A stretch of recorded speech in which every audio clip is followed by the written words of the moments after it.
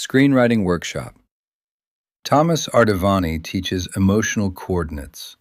Emotional coordinates equal the origin of action. Tuesday, June 9th, 2026. Clubhouse.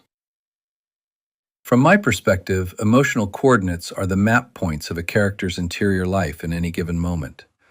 The vector formed by what they feel, what they most want, the action they choose to take, the stakes they face if they fail, and the relief or reward if they succeed. Think of them as a compact dossier you can carry into a scene. Feeling equals compass heading, want equals destination, action equals chosen route, consequence equals cliff edge on one side, benefit equals safe harbor on the other. Together, these coordinates situate a character in emotional space so that their behavior and dialogue feel inevitable rather than arbitrary. Practically, I use emotional coordinates as a writing shorthand whenever I build or revisit a scene. Before I type a line of dialogue or stage a gesture, I ask, how is this person feeling right now? What do they most need in relation to who's in the room and the circumstances? What are they willing to do to get it? What would happen to them if they don't?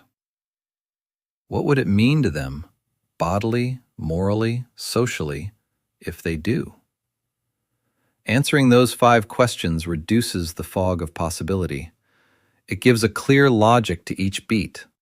Why a character speaks an eclipsed sentence instead of a confession. Why they lie when they could tell the truth. Why they freeze instead of acting. Emotional coordinates also function as a continuity tool through drafts and production. If I label key moments with those coordinates, anger / needs respect / pushes back / risk / alienation / reward / regained dignity, then when I come back days later, I can re-enter the scene from the same place I left it. That keeps character arcs coherent and prevents tonal whiplash. On set, the same coordinates help directors and actors hone performance choices. Everyone knows the emotional target, even if the means of reaching it change in rehearsal or under lights. Finally, they're a creative lever for deepening conflict. Once you fix 2 characters' coordinates in a given moment, you can read the distance between them and dial the pressure. Align their desires and you get collaboration. Oppose them and you get conflict. Amplify the consequences and you raise the emotional stakes. Used consistently, emotional coordinates turn scenes into dynamic negotiations rather than static exposition. And that's where the audience's engagement lives. As a screenwriter and teacher, I want to remind you that the craft begins long before formatting and industry niceties. It begins with presence. When you sit down to write, your first task is to clean the palette of your imagination. Clear the day's debris, align yourself with the space you're in, and open the inner theater where your characters live. This is not a spiritual platitude, it's a practical discipline.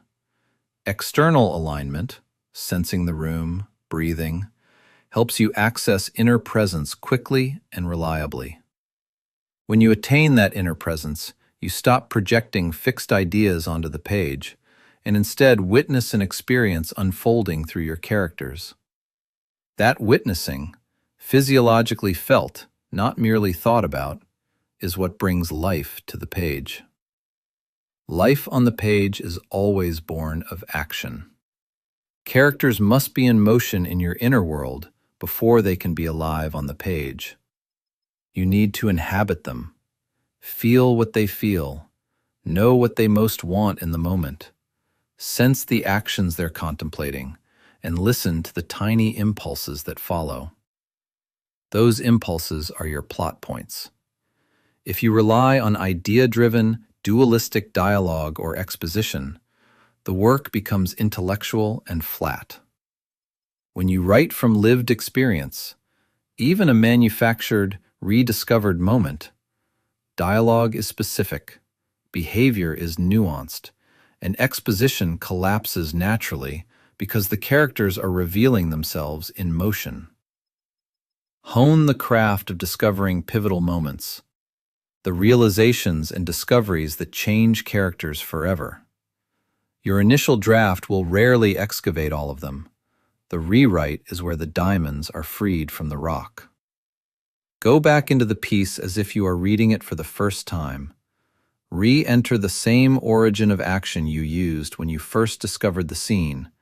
Remind yourself of what the character felt and wanted, and ask, where did I underplay the realization? Where did I let a pivotal shift slide by? Mark those moments and enhance them until their necessity to the plot and to the actor's work is obvious. That clarity protects scenes from being cut and gives every collaborator, director, actor, producer, editor, something concrete to respond to. Treat the imagination like a laboratory.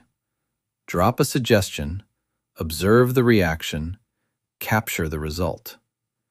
If you want to see a scene unfold differently, change only one suggestion and watch the emotional and behavioral ripple effects. Practice staying active inside that inner realm. Avoid the two greatest saboteurs, premature reflection and self-judgment.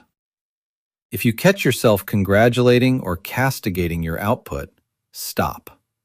Return immediately to observation. Resist the urge to edit while you discover. Discovery first, craft second.